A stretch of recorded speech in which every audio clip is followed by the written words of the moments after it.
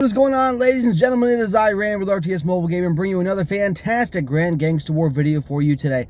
I apologize for not getting a video out in the last 3 or 4 days. My computer is broken. I don't know what's going on. I'm getting a CPU error, and I am trying to get that figured out. So I did not stream last night, and I might not be able to stream on Sunday. We'll see.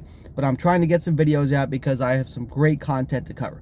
Today's video, we'll be talking about the brand new hero who was just added to the game, Theodore. Okay, Theodore is an absolute monster, and I want to do a quick summary of him so you can understand his strengths and weaknesses.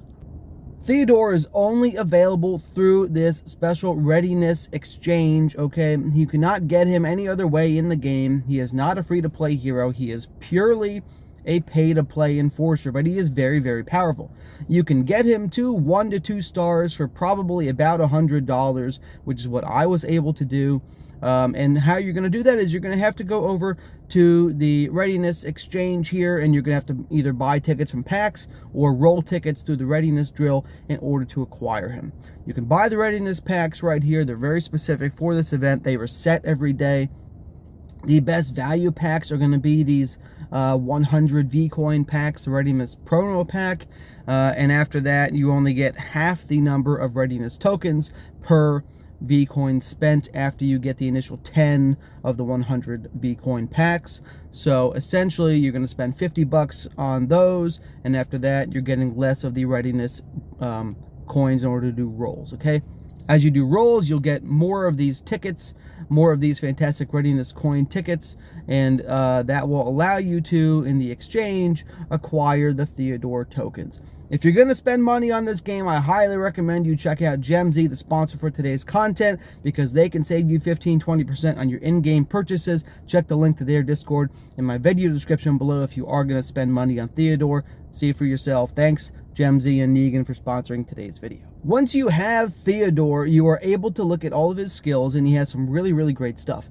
First, the most important thing to note is that he is an all hero, which means he's not specific to bike or gunners or bombers or thugs. He can be used in any composition, and he will still give you stat bonuses.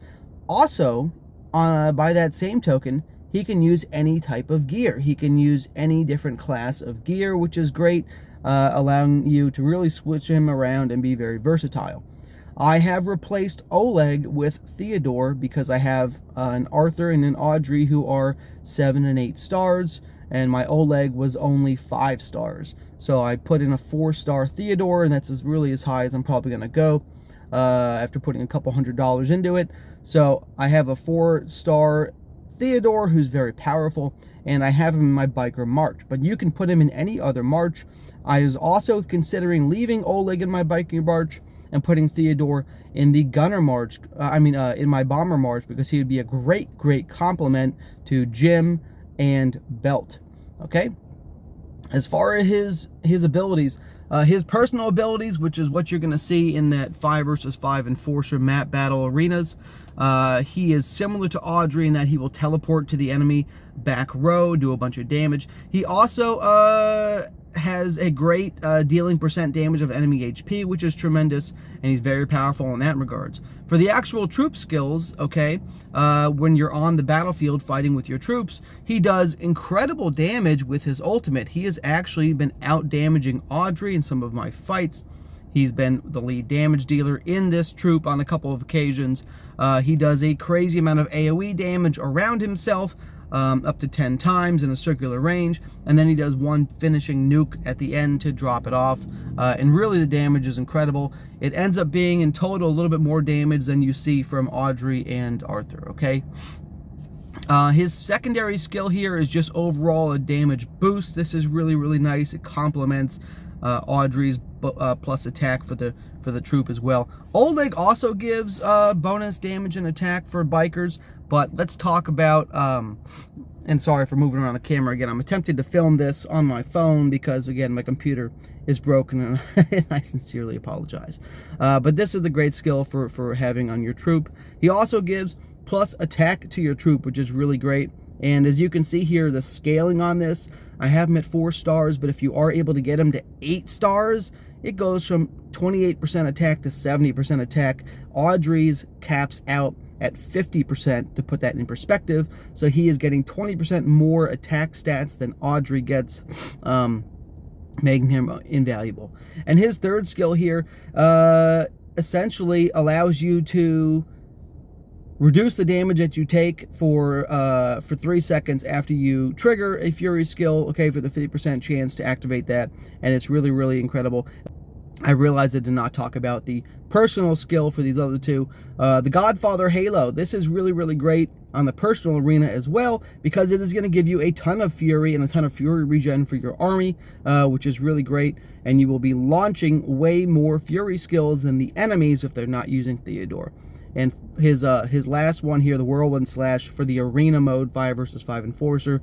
This also does tremendous damage after every other attack, doing AoE damage. So he's a high damage dealer if you can get him. I'd say at minimum you probably want to get him to 5 stars if you're going to really use him.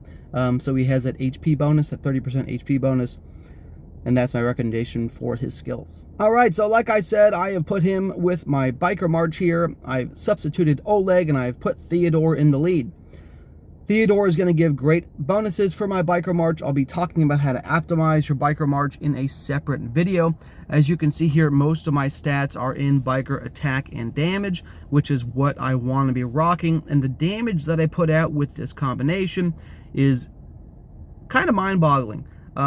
Both Theodore and Arthur do great AoE damage. Audrey does a lot of bursting nuke damage, and the amount of damage scales very, very nicely. And this March, which is set up with the Biker attack, really, really slaps pretty hard. But you can also put him, as I was saying before, in your Bomber March, okay?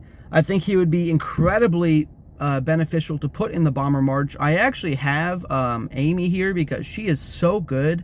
She gives a 24% at 6 stars, a 24% bonus to attack when you're attacking an enemy stronghold, and 24% bonus to defense when you're defending your own stronghold. So I have her in the March over Jim, but I may swap out Joan for Jim, and I may end up benching Amy and putting Theodore in. So the Bomber March that I would run would be Belt, Jim, and Theodore, which would be incredibly powerful, and that's probably something I'm going to be testing in the next few days. All right, so if you guys have enjoyed this video, please feel free to like and subscribe. Again, guys, Theodore, brand new hero, just added to the game in the last 24 hours here. Incredibly powerful, and I cannot say enough good things about him. Feel free to like and subscribe, and thank you to GemZ for sponsoring today's video. Love you long time. Randy out.